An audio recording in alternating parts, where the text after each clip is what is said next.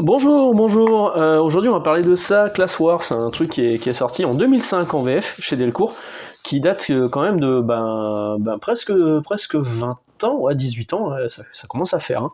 Mine de rien. C'est scénarisé par Rob Williams. Alors, à ne pas confondre avec Robbie Williams, évidemment. Rob Williams, c'est un scénariste qui a travaillé notamment chez DC sur Suicide Squad, ouais, puis sur d'autres trucs, hein, mais moi je le connais principalement pour Suicide Squad. Dessiné par Trevor Ersine sur ses 3 premiers numéros. Alors je sais pas si vous dites Ersine ou Ersine, moi je dis Ersine. Et par Travel Foreman sur les 3 derniers numéros, parce qu'il y a un gros gap entre les deux, entre les 3 premiers et les 3 derniers. Je vais vous expliquer pourquoi. Donc Trevor Ersine, on le connaît surtout pour du travail chez Marvel, où il a fait Ultimate 6 par exemple, dans l'univers Ultimate avec Spider-Man et donc c'est les Sinistres 6 mais la version Ultimate. Il a fait également X-Men, je crois que c'est Deadly Genesis le titre, avec le fameux troisième frère Summers qui était là. Il a fait, je crois que c'est à peu près tout ce dont moi je dois avoir, ce que je dois avoir ici. J'aurais dû vous les sortir d'ailleurs pour vous montrer, j'ai vu ce film. Travel Foreman, lui, qui dessine les 3 numéros suivants, il a dessiné du Docteur Spectrum, ça je l'ai quelque part ici derrière d'ailleurs, du Docteur Spectrum dans l'univers de l'escadron suprême, Supreme Power de James Straczynski. Il a dessiné la série Black Cat dernièrement. La dernière en date, c'est Travel Foreman qui est au dessin. Donc c'est pas non plus les débutants, mais là ils étaient débutants pour le coup. Parce que c'est des artistes anglais, parce que la boîte qui éditait ça, à la base, c'est une boîte anglaise qui s'appelle ComX, com.x, on dirait une catégorie sur Pornhub. Donc c'est une boîte anglaise avec que des artistes anglais. Quand c'est sorti au tout début, on nous le vendait comme le nouveau Authority. Et c'est vrai qu'il y a un petit côté Authority, surtout sur ces 3 premiers épisodes, où l'histoire de base, c'est que donc il y a plusieurs super-héros qui protègent les intérêts américains, et il y en a un qui s'appelle American, qui se rend compte que en fait il aide les puissants, mais il aide pas du tout les plus faibles, et c'est pas du tout ce que lui il souhaitait.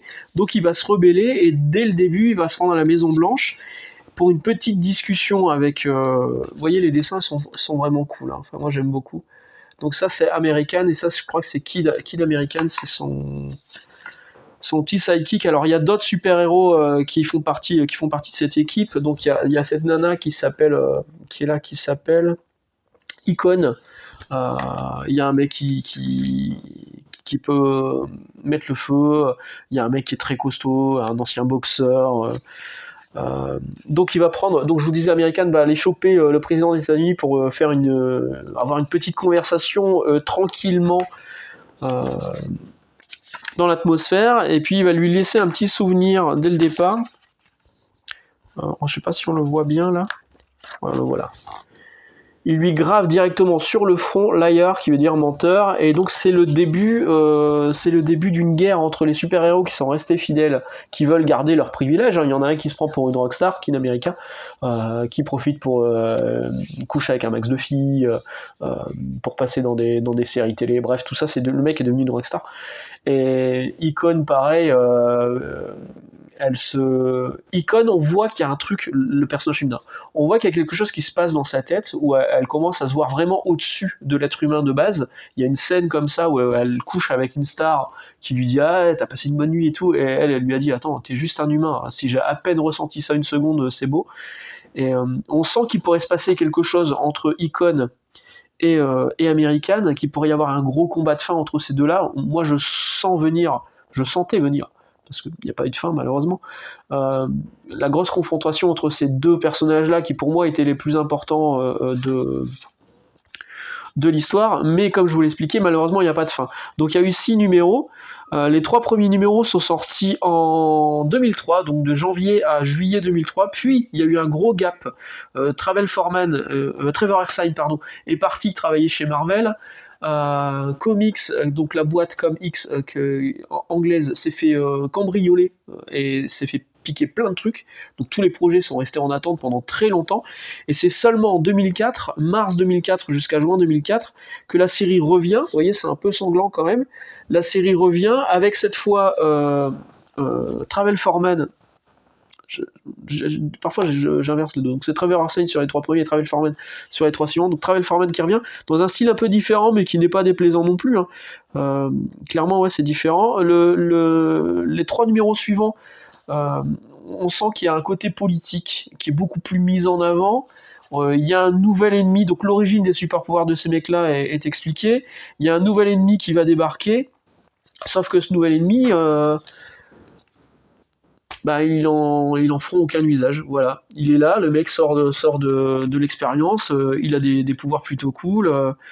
Il y a cette scène qui est rigolote. Attention, vous allez voir une fesse, voire 2. Hop. Donc le mec sort de l'expérience, il lui dit oh ça va, je me sens comme d'habitude, boum, tous les intestins tombent, il fait bah c'est mes intestins, bah ouais. Voilà. Donc c'est plutôt pas mal, il y a un côté un peu Brian Hitch sur le trait de Trevor Arsene au début, je trouve. Et sur Foreman, c'est différent, mais c'est plutôt sympa aussi, je trouve. Hop, voilà. C'est un peu moins crado, on va dire, son style à lui. Mais vraiment, ce qui est dommage, c'est qu'il n'y a pas de fin. On se retrouve avec un American qui retourne dans l'anonymat à la fin de la série, les autres qui décident de le pourchasser, ce nouveau super vilain qui est là, qui devient le garde du corps du président, et qui a du mal à contrôler ses pouvoirs. Là, par exemple, il est en train de bouffer le chien présidentiel avec sa jambe. Et clairement, on sent qu'il y avait une suite qui était prévue. Et c'était prévu par Rob Williams. Lui, il a toujours la suite dans la tête. À la base, il voulait faire 12 numéros. Malheureusement, ça n'a pas pu se faire parce que lui explique qu'en fait, il a du mal à trouver des artistes pour prendre le relais. Bon, franchement, c'est parce qu'il fait pas d'efforts. Parce qu'à mon avis, des artistes, même des amateurs, qui seraient prêts à prendre une suite d'une série qui avait si bonne presse à l'époque, franchement, les 3 premiers numéros sont vraiment cool. Les 3 suivants partent dans une direction un peu différente, qui n'est pas déplaisante, mais qui est un peu décevante par rapport à ce qu'on a connu sur le début. Et c'est vraiment dommage qu'on n'ait pas eu de fin. Parce que quand c'est sorti, franchement, c'était un truc cool. C'était, voilà, je vous l'ai dit, c'était le Nouvel Authority, vendu comme le Nouvel Authority, et franchement, c'était cool. Donc nous, en France, on l'a eu en 2005 chez Delcourt. Je crois que c'est plus disponible, mais vous devriez pouvoir le trouver à pas trop cher en occasion. C'est disponible en trade paperback américain chez Image Comics. Vous le recommandez? Je sais pas. Je sais pas si je vous le recommanderais. Pour les 3 premiers numéros, oui. Mais vous risquez d'avoir un bel ascenseur émotionnel en disant ah, c'est trop cool, c'est trop cool, c'est trop cool. Deuxième partie, le truc politique, moins bien.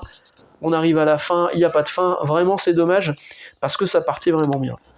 Voilà, je sais pas si vous connaissiez Class War. Moi, je présume que certains, oui. Souvent, quand je fais des vidéos, j'ai certaines personnes qui m'envoient leur exemplaire, enfin une photo de leur exemplaire de leur collection. Arnaud, je pense à toi. Et moi, je suis sûr que ça, il l'a. Et d'autres personnes aussi. Voilà, je vais vous laisser là. Je vous souhaite une excellente journée, excellente lecture. Vous voyez, je suis revenu sur un vieux comics qui est pas... Pour moi, j'ai l'impression que c'est pas vieux, mais mine de rien, c'est quand même 2005. Et puis voilà, on se retrouve jeudi, j'ai pas encore d'idée de vidéo mais ça va venir, et puis sinon on se retrouvera dimanche pour le Free Talk. Allez, excellente journée, ciao.